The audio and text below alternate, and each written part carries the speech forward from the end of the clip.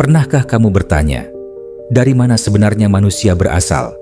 Apakah kita diciptakan langsung oleh Tuhan dari tanah, lalu dihembuskan ruh, seperti kisah Nabi Adam dalam kitab suci?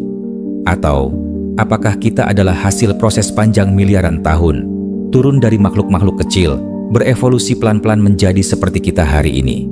Dua narasi, dua cara pandang, satu tentang iman, satu tentang sains.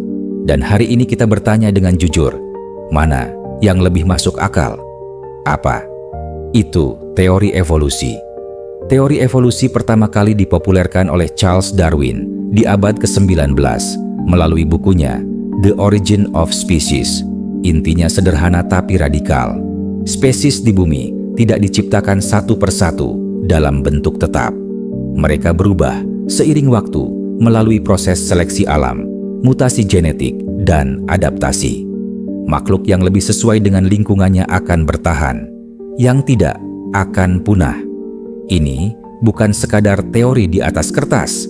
Evolusi didukung oleh banyak bukti ilmiah, fosil yang menunjukkan transisi dari makhluk air ke darat, DNA manusia dan simpanse yang 98% identik, pengamatan langsung terhadap bakteri dan virus yang bermutasi.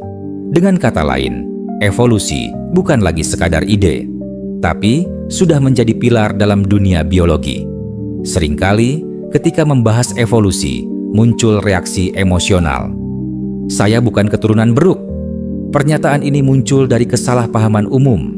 Evolusi tidak mengatakan bahwa manusia berasal dari kera modern, seperti yang kita lihat di kebun binatang.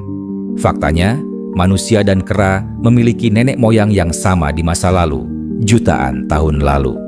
Bayangkan, seperti sepupu jauh, manusia dan simpanse punya kakek buyut bersama. Tapi, jalur hidup kita berpisah. Kita tidak berasal dari simpanse, kita berevolusi bersama dari satu titik awal. Jadi ketika seseorang mengatakan, saya bukan dari beruk dengan nada marah, mereka sebenarnya sedang melawan sesuatu yang tidak pernah diajarkan oleh sains. Dan dalam diskusi ilmiah, penting untuk membedakan antara kritik yang berbasis pemahaman dengan penolakan yang lahir dari emosi. Dalam banyak tradisi agama, manusia bukan hasil dari proses alam, melainkan ciptaan langsung Tuhan.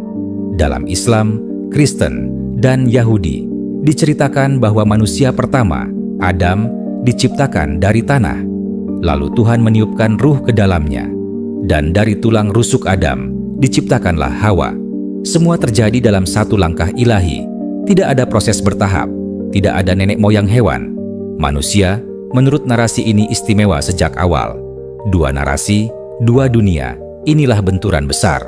Sains versus iman, proses versus keajaiban, jutaan tahun versus 6 hari. Sains mengajarkan bahwa kita adalah bagian dari alam. Agama mengajarkan bahwa kita adalah puncak ciptaan. Sains berkata, kita berasal dari primata.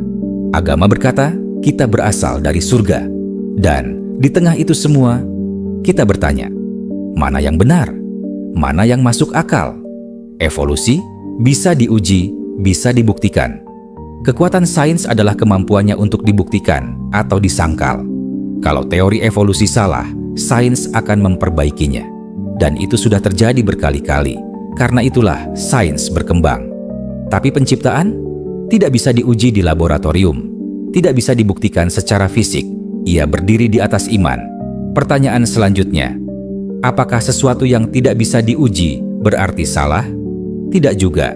Cerita penciptaan tidak dirancang untuk menjelaskan dunia secara ilmiah, tapi untuk menjawab pertanyaan yang lebih dalam. Mengapa manusia ada? Apa makna hidup? Apakah kita sekadar debu atau ada tujuan lebih besar? Dan inilah yang tidak bisa dijawab oleh sains. Sains bisa memberitahu bagaimana kita ada. Tapi, mengapa kita ada? Itu wilayah iman dan filosofi. Apakah keduanya bisa berdampingan? Mungkin. Banyak ilmuwan beragama yang percaya bahwa evolusi dan penciptaan tidak harus saling meniadakan. Tuhan bisa menciptakan manusia melalui proses evolusi. Proses itu bisa saja adalah hukum alam yang memang dirancang oleh Tuhan. Konsep ini disebut evolusi teistik. Tuhan tidak harus turun langsung menciptakan segalanya satu persatu, tapi Dia bisa menjadi sumber hukum alam itu sendiri. Dulu, ketika Galileo berkata bahwa bumi mengelilingi matahari, gereja bilang itu sesat karena bertentangan dengan kitab suci. Tapi hari ini, semua sepakat bahwa Galileo benar. Mungkin suatu hari nanti, umat manusia juga akan menyadari sains dan iman tidak harus saling melawan. Mereka hanya berbicara dalam bahasa yang berbeda. Jadi, mana yang lebih masuk akal? Jawabannya tergantung dari apa yang kamu cari. Kalau kamu mencari mekanisme, data, dan bukti, evolusi adalah jawabannya. Tapi kalau kamu mencari makna, tujuan, dan hubungan spiritual dengan pencipta, maka cerita penciptaan punya tempat yang tak tergantikan. Mungkin keduanya tak harus dipertentangkan, karena mereka menjawab pertanyaan yang berbeda. Terkadang, kita terlalu sibuk mencari siapa yang benar, sampai lupa bertanya, kalau kita memang hasil ciptaan Tuhan, kenapa kita masih saling menyakiti? Kalau kita memang hasil evolusi, kenapa kita satu-satunya makhluk yang mencari makna? Pertanyaan seperti ini tak punya jawaban mutlak, tapi justru karena itu, ia penting. Entah kamu percaya bahwa manusia berasal dari debu surga atau dari mutasi sel mikroskopik, kita tetap makhluk yang bertanya, makhluk yang gelisah, makhluk yang mencari.